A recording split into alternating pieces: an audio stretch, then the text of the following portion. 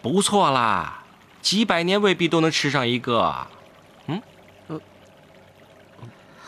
玉帝，我不想要蟠桃。哦，那你要什么呀？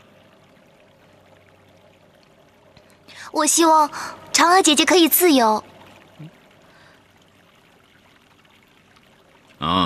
不提也当如此啊。亲爱的王母，还不解开嫦娥的忘情水？往事我已经忘记了，不用再多此一举。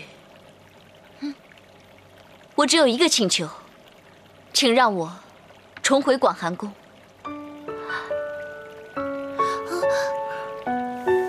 嫦娥姐姐啊，你一个人回到广寒宫怎么行啊？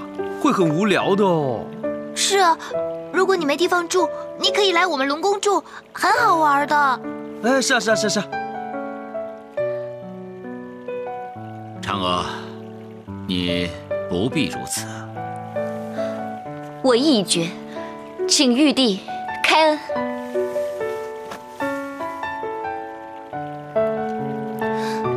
嫦娥，你何必如此呢？你。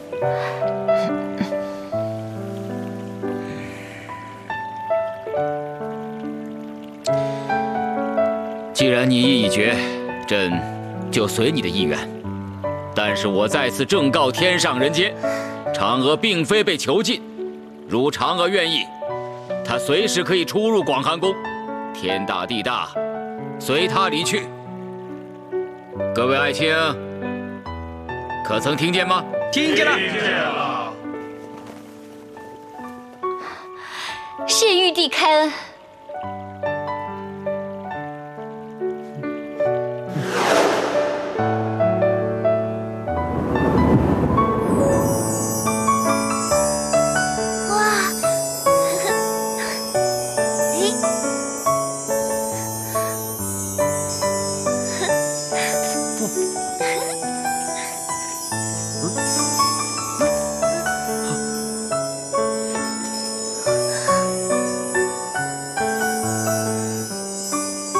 哥哥就是在这里不见的。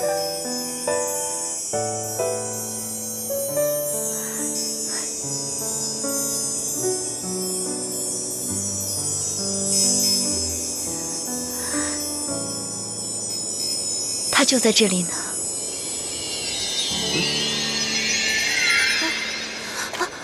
吴刚哥哥，小龙女，谢谢你。谢我？是你教会了我什么是真正的爱。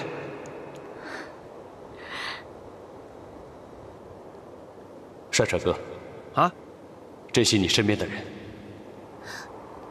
哎呀，你说什么呢？他只是我兄弟啊。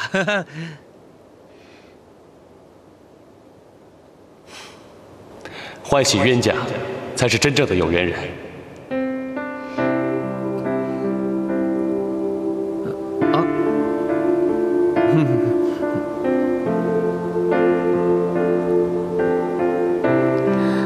吴刚，你还会回来吗？我不会回来了，因为我完成了我的使命。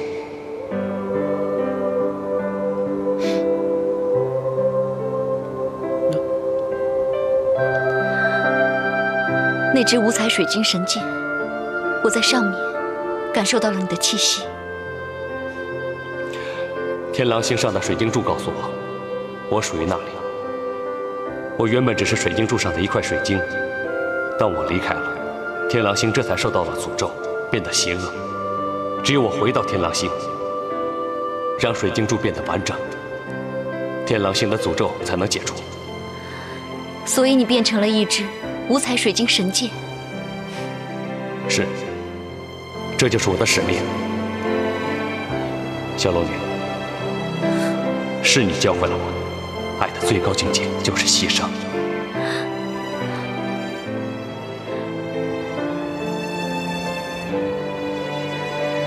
吴刚哥哥，可我不希望你就这么永远的走了。吴刚大英雄，我还想与你把酒言欢呢。好，我希望你能够做一个好玉帝。我会的。王母，虽然我跟你有很多恩怨，但此刻我没有一丝怨恨。我希望你能够好好想一想，什么是值得你去努力争取的，什么是可以一笑置之的。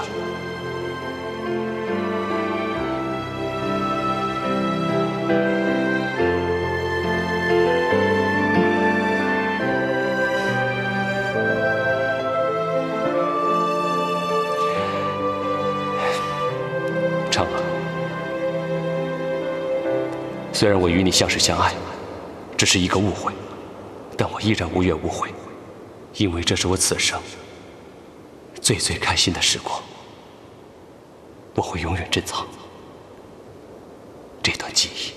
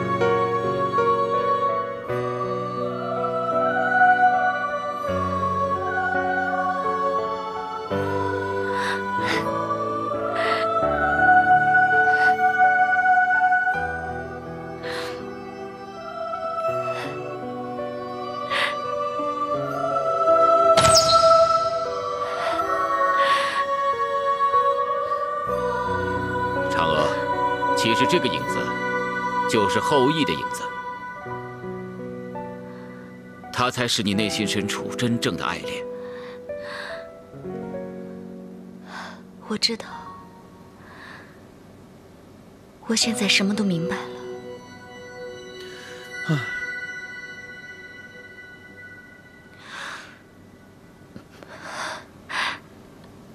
你们走吧。嫦娥姐姐，要不我们再陪陪你吧？不用了，我想一个人静一静。那样你会孤单的。我不会孤单，因为后羿，他会一直陪着我的。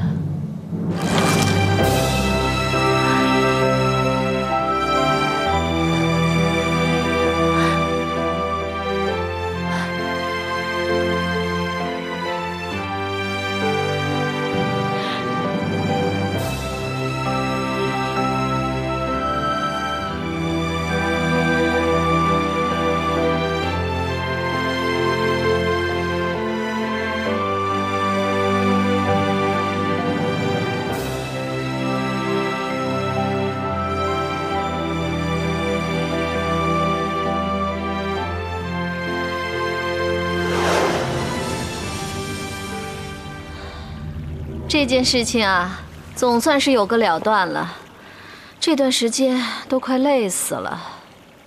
还不都是你搞出来的？你什么意思啊？怎么，还想要秋后算账？不敢，你是王母吗？知道就好。没别的事儿啊，你们俩就该回去了，别老在天庭待着嘛。猪哥哥，我看我们还是走吧。等一下，记不记得我还有一份礼物要送给王母娘娘吗？嗯，送给我？嗯，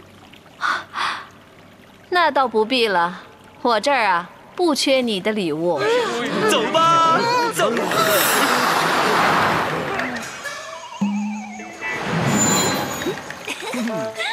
我的弓憋了很久了，现在放出来了，整个人都轻松多了。你呀，连玉帝王母都给弄晕了。谁让他娶了这么个老婆，让他晕一下喽？哎，猪哥哥，那现在我们要去哪里呀？我发了弓之后呢，肚子好饿，我好想吃二牛哥哥的大酥饼。你想吃大酥饼啊？那不如吃小龙女的大香饼啊！什么饼啊？小龙女的大香饼。什么饼啊？我做的大香饼啊！二牛哥哥的大酥饼，我来啦！尝一下我做的饼嘛！猪哥哥，什么尝你的饼啊？你什么饼啊？很香的，真的。我不尝你的饼，我要尝二牛哥哥的大酥饼。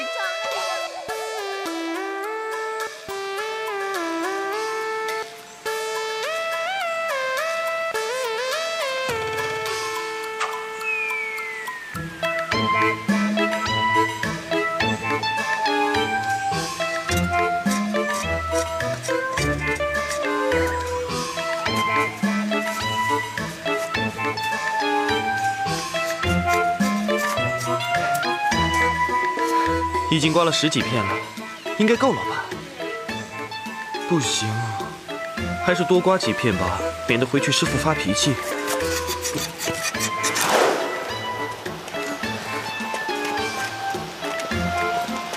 哎呀，猪哥哥，你要跟上啊！太阳都快下山了，我们要快一点。这么大一座山，都不知道顶天药王在哪里。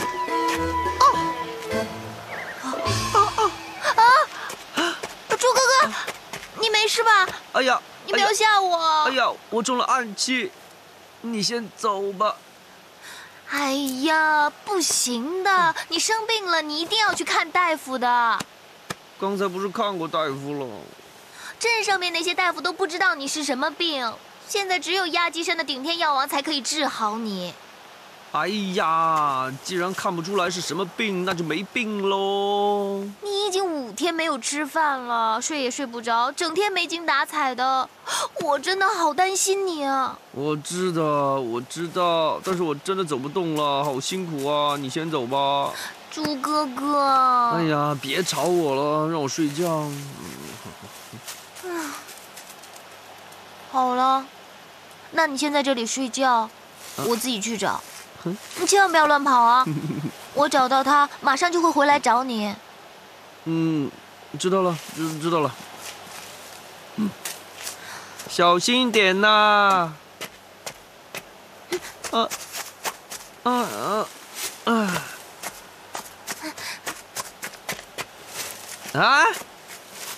这是被子啊！啊，行了，哎呀，行了，哎。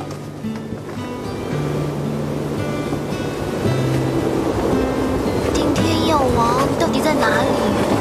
这么大片树林，你叫我上哪里找啊？太阳都快下山了。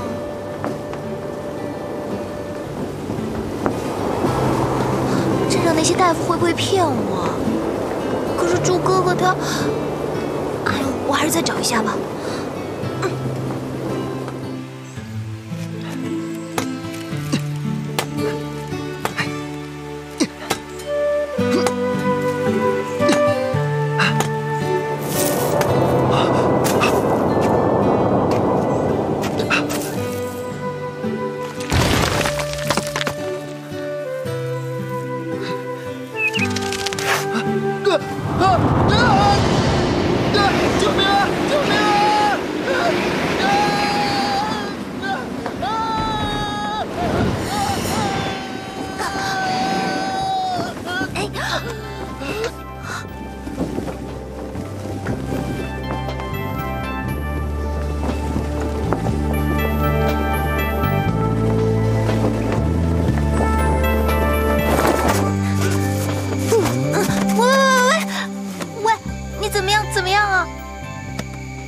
我死了不就躺在这里了？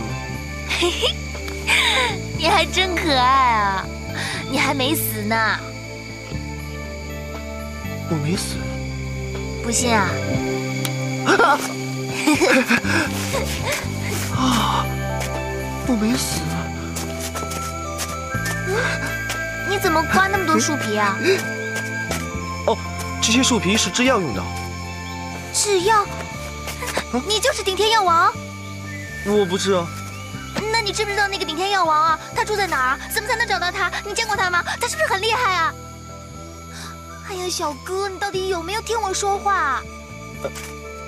这可以试试。你在说什么？第一个知是我知道这里有个顶天药王，第二个知是我知道他住哪儿，第三个可以是我可以带你去找他，第四个是我见过他，第五个是他真的很厉害。你说话太有趣了。那你跟那个顶天药王熟不熟？但是我师父。是吗？太好了，我就是来求医的。我有个朋友病了，急着要找他。我师父，我师父刚才出去了，不过应该很快就回来了，可以去我们家等他。好啊好啊，那走吧。哎，我的树皮啊！哦，姐姐啊，你刚才怎么那么厉害，会飞啊？你是不是神仙啊？你怎么会有那么大的力气把我给接住啊？哎呀，先别说了，晚点告诉你。哦。小哥，你怎么称呼啊？我叫小俊。哦，我叫小龙女。就快天黑了，嫦娥姐姐。天黑了就有月亮，有月亮你就可以看到我，我也可以看到你，我又可以跟你说我的心事了。啊，不如这样吧，今天晚上我唱歌给你听，好不好啊？我很久没唱歌了。啦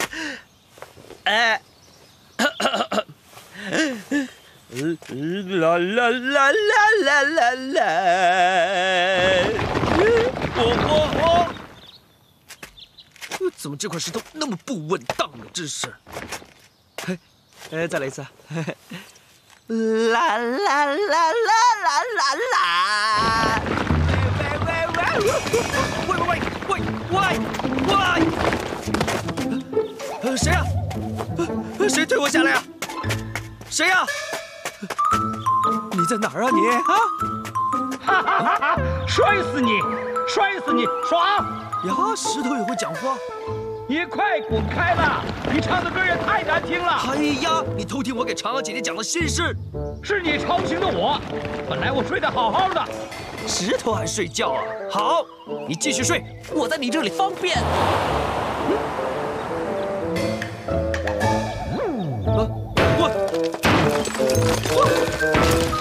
慢！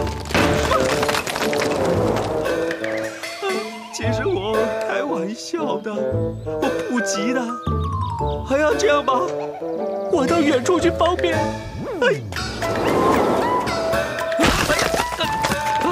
看你还敢在我身上方便！我现在完全不急了。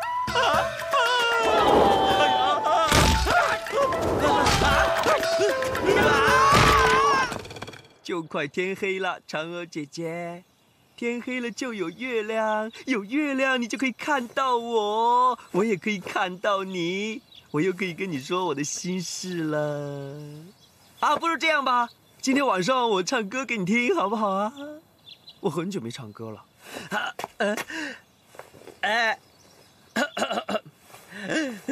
啦啦啦啦啦啦！我。怎么这块石头那么不稳当呢？真是。再来一次。啦啦啦啦啦啦啦！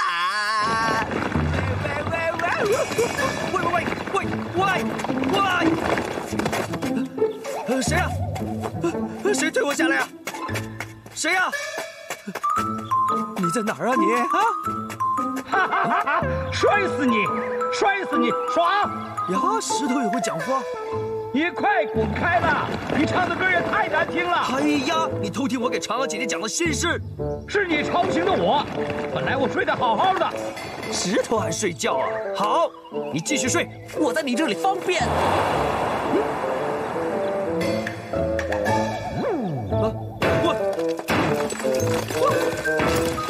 慢。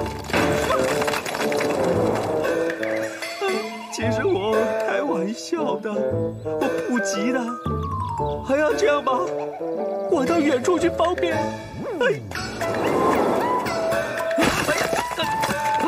看你还敢在我身上方便！我现在完全不急了。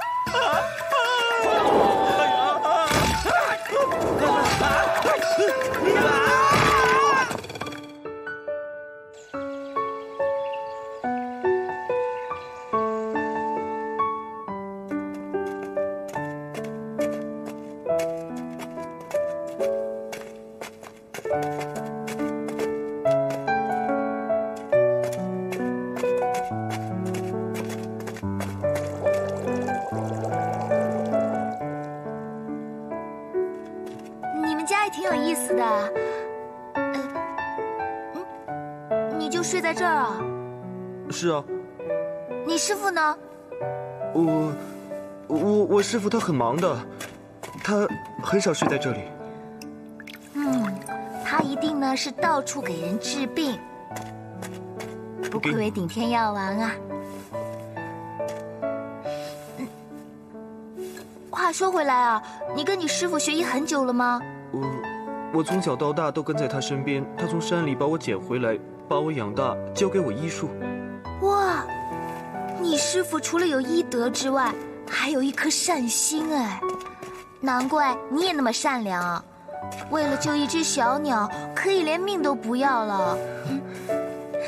我想你师傅一定很疼你的。疼？对呀，不是吗？什么叫疼啊？我不太明白。疼啊，疼的意思就是跟爱差不多了。爱你应该知道吧？不会吧？你开玩笑的？宠啊，宠物的宠啊。哎呦，原来你是个文盲啊。不是啊，这里的书我全都看过了，会写会念，应该不少于3000个字呢。3000个字，比我还多哎。你真的没疼爱宠3个字？这3个字很重要吗？当然重要了。如果活在这个世界上，没有人疼你、爱你和宠你，你说会有多难受啊？如果换做我宁可死了算了。我想啊，你师傅一定是个外刚内柔的人，平时呢就不喜欢说好话，是不是？要不这样吧，你做给我看啊，平时你的师傅是怎么对你的，那我就慢慢的给你解释这3个字啊。来吧，做呀，不这样我怎么解释给你听啊？快点啊，快点！你干嘛打我？你你又打我！你有没有事？是不是我太用力了？你师傅平时就这样打你踢你啊？是啊，从小到大都是这样，可能我习惯了，你还不习惯。有没有事啊？这个是不是就叫做疼啊？这叫做痛啊，傻瓜！对不起啊。真想知道你师傅平时是怎么教你的。不过话说回来，你师傅怎么到现在还没有回来啊？可能在路上耽搁了吧。不过你朋友有什么病，我们这里有很多成药，也许能帮到你们。不知道，镇上面的大夫看过了，都不知道是什么病，所以才来找你师傅的。那他有什么症状？也许我可以帮上忙。他呀，其实也没什么其他症状了，就是吃不下饭，睡不着觉，成天魂不守舍，整个人呢变得越来越奇怪。反正集中不了精神，我跟他说什么，他都好像听不见。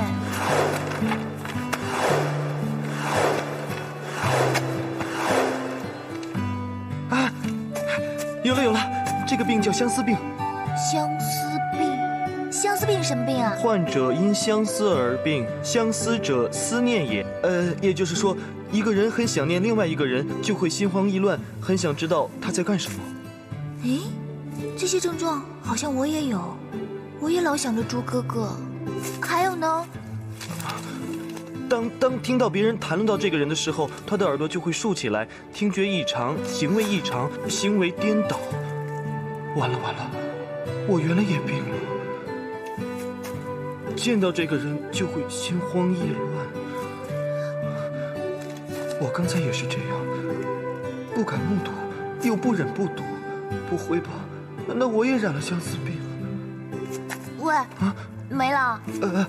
总之就食之无味，夜不能寐，心慌意乱不能自己。所谓心病还需心药治，否则无法根治。重者可服少许安神之药，轻缓病情。这个病果然很严重。小俊啊，你们这里有没有新药啊？这个是金枪药，这个是安神药。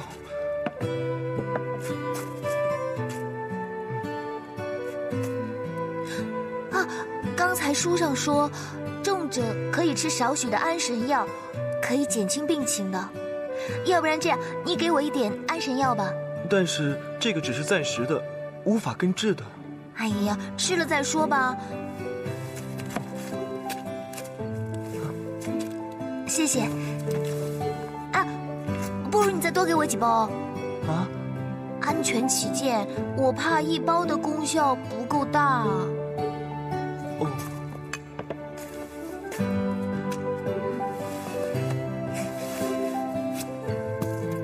多谢你啊，那我先走了，再见。哦。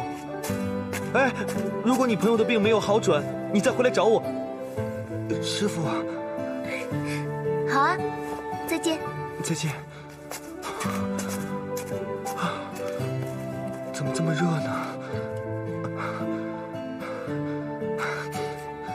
我也吃一包吧。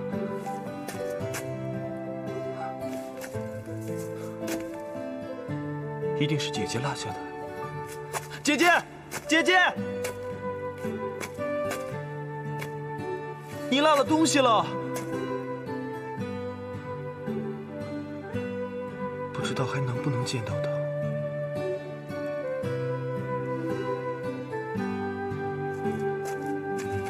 啊，姐姐，混蛋！让你去采药，你在这儿偷懒儿。我没有，我今天早上就采完药了，还找到了一棵青年大树，还刮了好多树皮呢。是吗？那你刚才在看什么？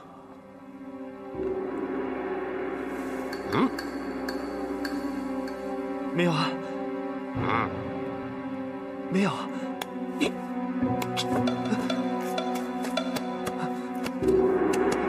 没有。我告诉你，啊，以后我让你干什么你就干什么，你要给我好吃懒做，坏了我的事儿，我饶不了你。知道。愣着干什么？还不去烧水给我洗脚？哦。呸！没用的东西。猪哥哥，猪哥哥，他病成这个样子，不可能走远的。他不会出什么事了吧？猪哥哥！哎，猪哥哥！为什么你会在这里啊？你干什么？哎呀，他快追上来了！谁啊？别问了，快跑吧！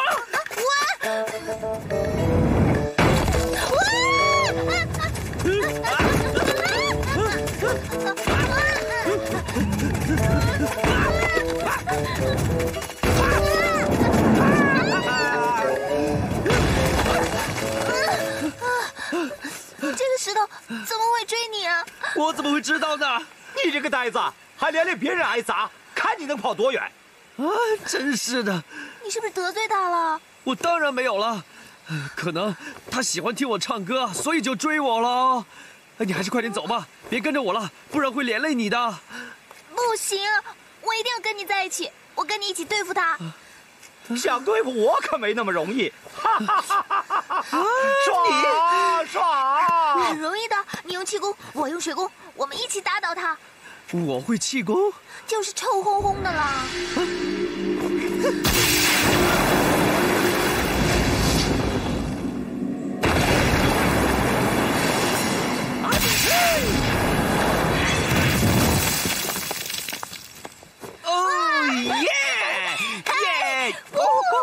我就知道，我们两个联手一定会打败他的。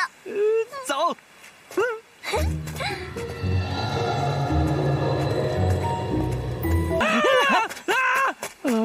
别走，我是美女。小龙女，她变女人欺负我。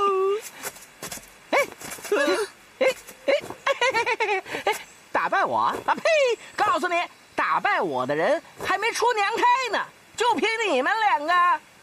原来是你这只死猴子，你变成石头搞我，还扮成女人来欺负我。哎呀，猪哥哥，我看他不是一般的猴子。我才不管他是什么猴子呢，打过才知道。好呀好呀，那你跟我比试比试啊，比试比试。小龙女。哦。哎。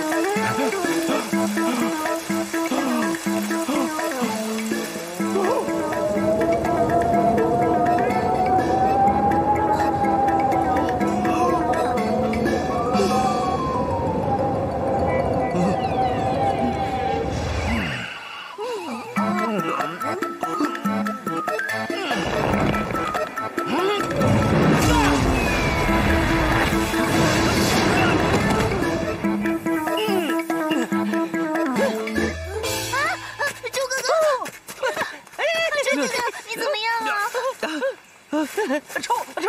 哎呀，臭死了！臭！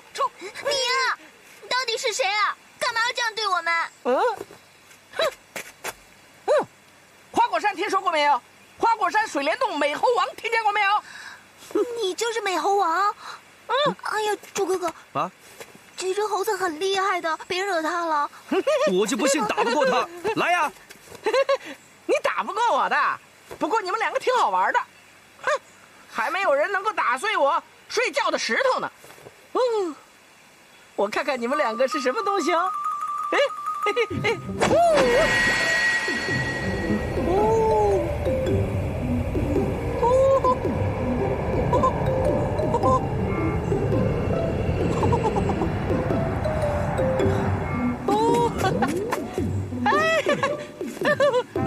原来是一条龙和一头猪，挺好玩，不过挺有意思的。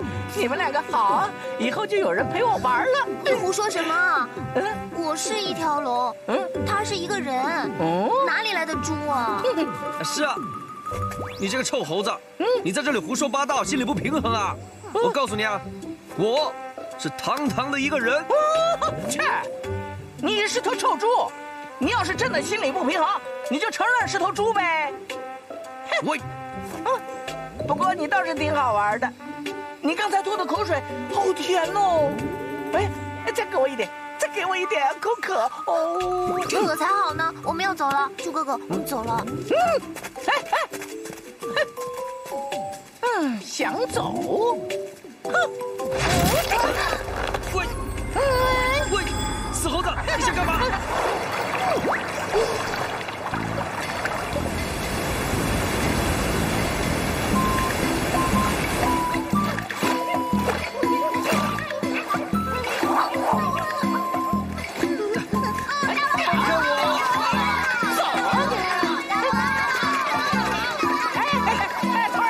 同水7天7夜，这一次怎么5天你就回来了？本来是想好好睡觉的，结果就是他这头臭猪把我的觉全搅和了，所以我把他们给抓回来，让他们陪大家一起玩。大王，他们怎么才好玩呢？他们也会发功吗？当然会了，他们比你想象的好玩得多呢。重要的是，他们2个都不是人。不是人？他们不是人是什么？你想知道啊？想。不告诉你。好了，别生气了。反正呢，他们比你们想象的好玩得多。以后想开桥什么的就找他，啊，以后喝水也不用自己打了，就找他。比你们想象的好玩得多了。快去吧，把他们绑在石头上，去吧。慢点！小屁股，我喜欢。徒儿们，不要让他们跑了就没得玩了。喂，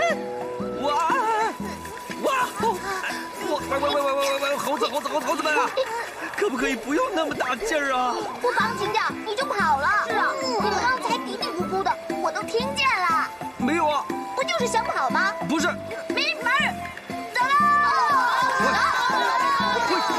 回来了！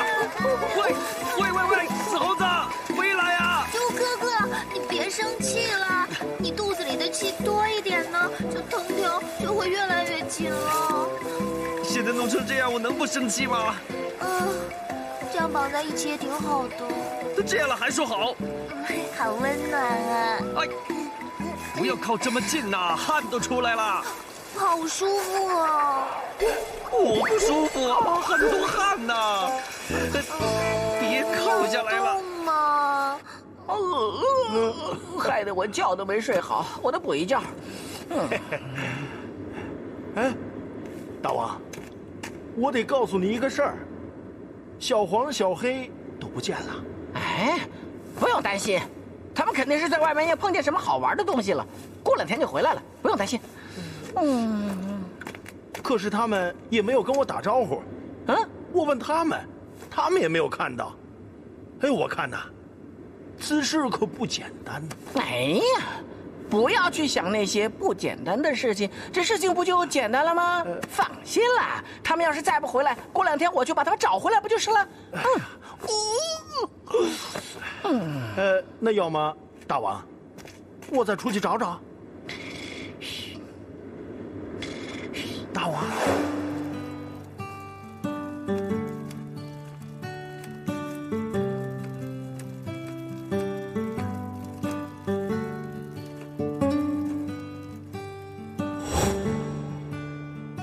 活在这个世上，没有人疼你、爱你、宠你，那是件多么难受的事儿啊！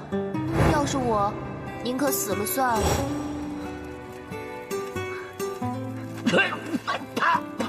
师傅，休息一下啊！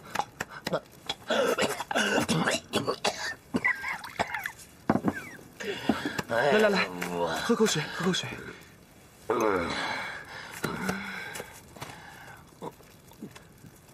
师傅，小俊今天看书看到了一个没听过的病。什么病啊？是相思病。你知道这个病是什么病吗？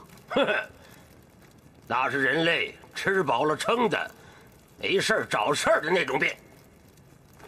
哦，书上写这个病很难治，要治的话要心药。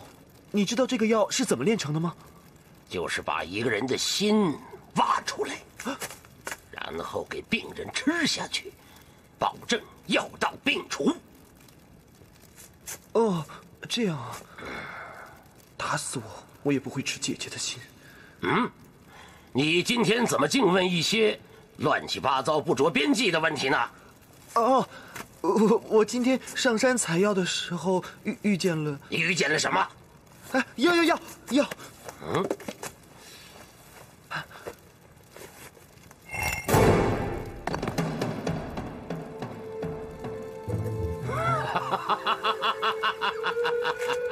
快，瓶子！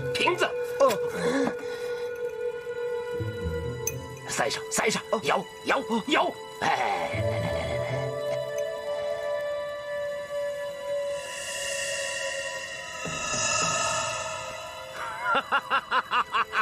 恭喜师傅，炼药成功了。不忙，我还要找试验品进行试验，才知道我大功是否告成。哦，我去抓2只老鼠来。不行，啊，要找距离人类最近的猴子。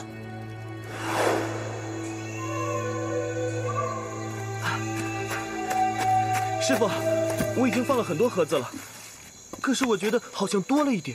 屁话，多放些药才能多抓住几只猴子嘛。哎，可是我觉得好像不太好。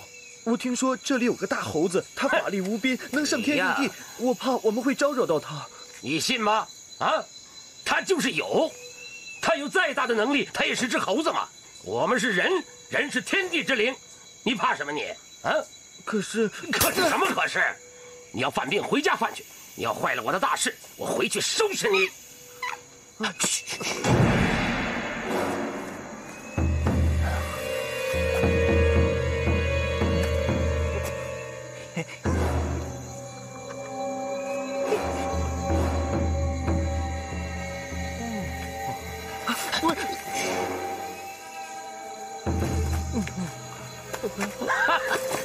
跟着我走。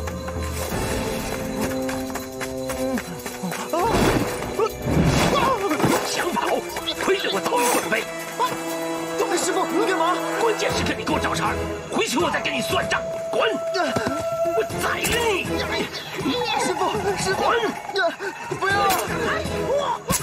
师傅，师傅！带走。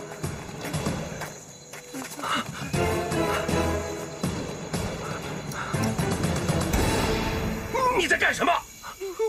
我看他伤得这么重，我拿金枪药帮他擦一下。你这个白痴，你认为金枪药便宜是不是？你这个混蛋，他是个畜生！回去我再跟你算账。带走，快，快！成事不足，败事有余。哼！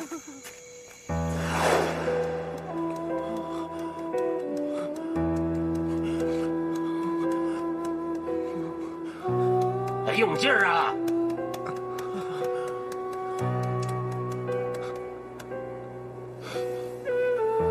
你这几天怎么像老娘们似的？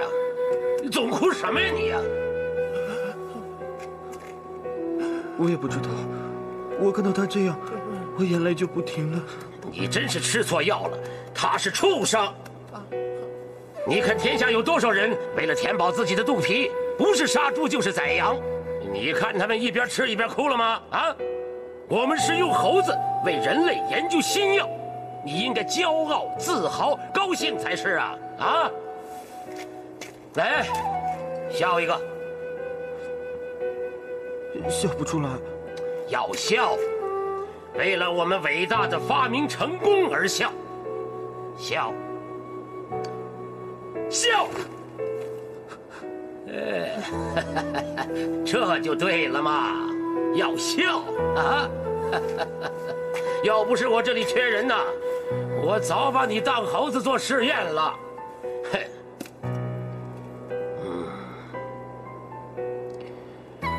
再给那几只猴子打几天，我这忘情水就大功告成了。去，把那几只猴子带过来。你快去！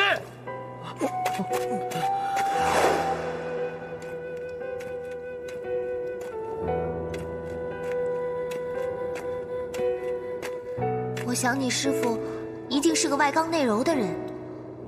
你师傅经常这样打你、踢你吗？这叫做痛啊！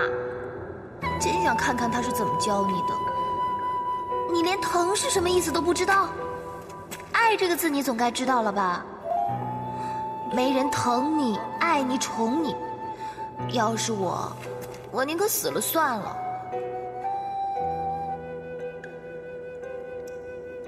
救我！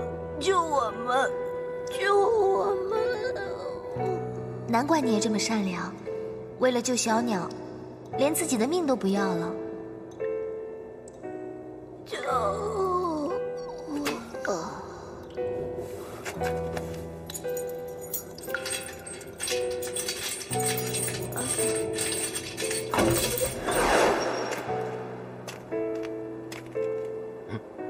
猴子呢？不见了。不见了！你别怕，我也不怕。你怎么了？我想喝水。水？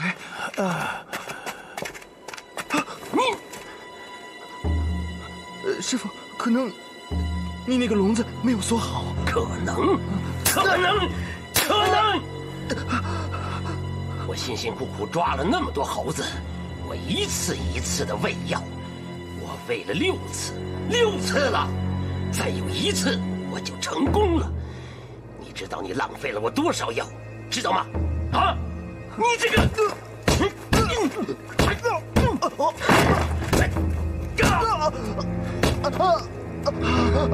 废物！要不是看在白白喂你多少斤白米的份上，我非把你……干嘛？等着我给你烧火做饭呢？起来，做饭去，做饭去！你快去！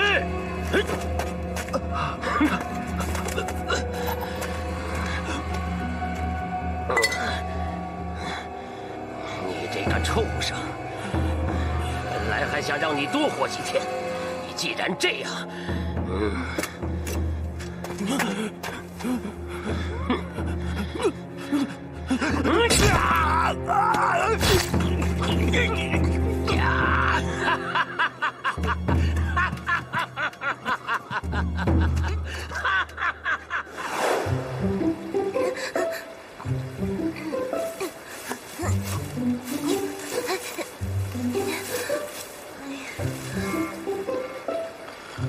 哎呀，有点甜水就好了。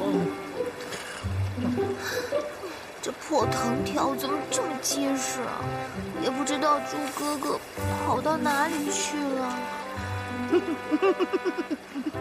不行，我一定要想办法逃出去。你是逃不掉的。我老孙有千年古藤打的结，谁也别想解开。我跟你说，越是想逃，他就勒得越紧，你信不信？猴子，你放开我好不好？不要理我啊！我现在说梦话呢，我睡得可香了。臭猴子，你耍我是不是？你快点放开我！你知不知道我是谁啊？我不知道你是谁，因为我根本就不想知道。主要是你挺好玩就行了啊！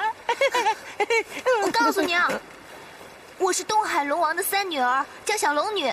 你无缘无故的把我绑起来，扣留在这儿，要是让我父王知道了，哼，他一定不会放过你的。反正我已经得罪了，现在说什么都晚了。不过你刚才提到的那个叫什么东海龙王，倒蛮有趣的，肯定比你好玩。哪天我把他也抓来，我们一起玩，好不好？你这只臭猴子，好臭啊你！喂，不准叫我臭猴子，我又不是你喜欢的那头臭烘烘的猪。他呀，叫猪哥哥，他一点都不臭，不知有多好。臭的那个是你啊！我告诉你啊，这臭烘烘，我这还是文明用词呢。谁让他污染环境的？谁污染环境，我就说谁是臭烘烘。你无缘无故的把我们绑在这里，你才是坏人，你才臭啊！告诉你，我是香喷喷的花果山水帘洞洞主，大号孙悟空。你呢？以后可以叫我美猴王孙悟空哥哥。哎，这是给你脸哦，别人想这么叫我还不让呢。尤其是那头臭烘烘的猪，他想这么叫我，你看我给不给他脸呢？他一点都不臭，不许你这么说他。那好啊，除非他先答应我，以后不再污染环境了，我就不叫他臭烘烘。我跟他说就是了。哎，你呀，究竟把他弄到哪里去了？哎，我当然知道他现在在哪儿喽。你想知道？那你先答应我个条件，先给我洗把脸，我就告诉你他在哪儿。什么？放水啊！用你的甜水给我洗洗脸呢。太过分了，不理你了。那你就是不想知道你那头臭烘烘的猪哥哥关在哪儿了？说不定啊，他现在正在什么地方受苦呢。我得走了。你先告诉我猪哥哥在哪里，我就放水给你洗脸。先洗脸。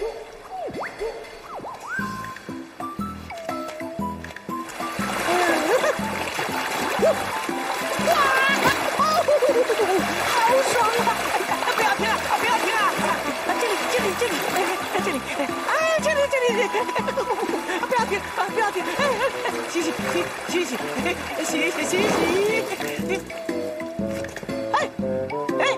正洗得爽的，怎么停了啊？你只是说要洗脸，又没有说要玩水。再说，你把我绑得那么紧，我怎么张得开手嘛？也好，今天就玩到这儿，改天再来继续跟你玩。走了。你要去哪里啊？你说过要带我去找猪哥哥的。你呀，真没信用，骗人精。我孙悟空从来都不骗人。你让我爽100倍，我就让你爽1000倍呀！你不是想见你的猪哥哥吗？我亲自带你去见他。真的？一说到那头猪，你怎么这么高兴啊？这个你是不会懂的。懒得理你，跟我有什么关系？走了。来，把大炮猪推过来。放开我呀！喂，你们这帮小猴子，快放了我呀！我不是什么大炮啊！快点放了我，别把我弄成这样啊！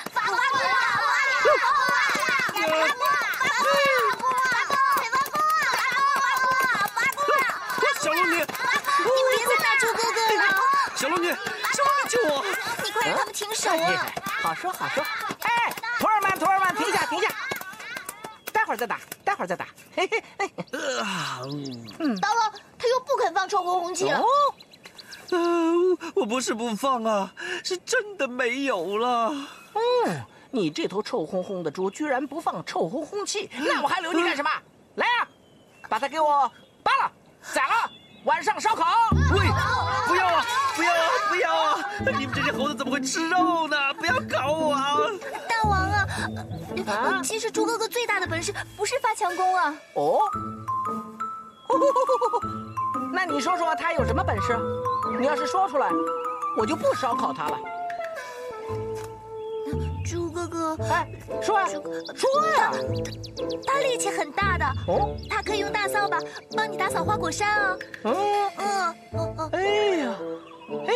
你真有这种能耐吗？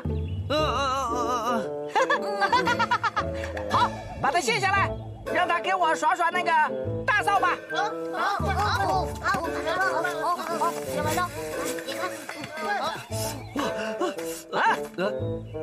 拿着呀！小龙女啊，我哪会耍什么大扫把呀？你不是经常帮嫦娥姐姐打扫吗？你用你最大的力气耍就行了，不然就被烧烤了。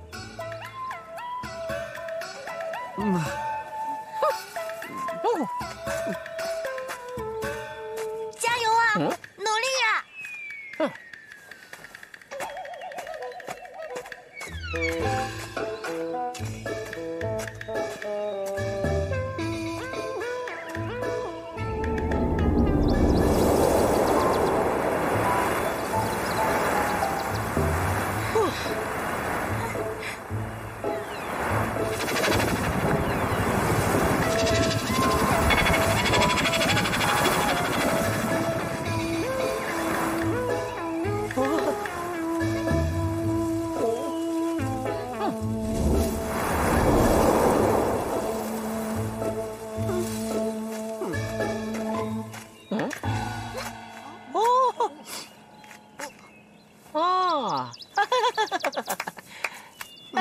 臭烘烘，原来我以为你只会放臭烘烘器呢，结果没想到你居然有这么大的能耐哦！我刚才还在想呢，你在我花果山白吃白喝，干脆把你放了算了。哎，没想到你有这么大的功力哦！嘿嘿，那太好了，那花果山以后的卫生就拜托你搞一下喽。他本来说想放了我。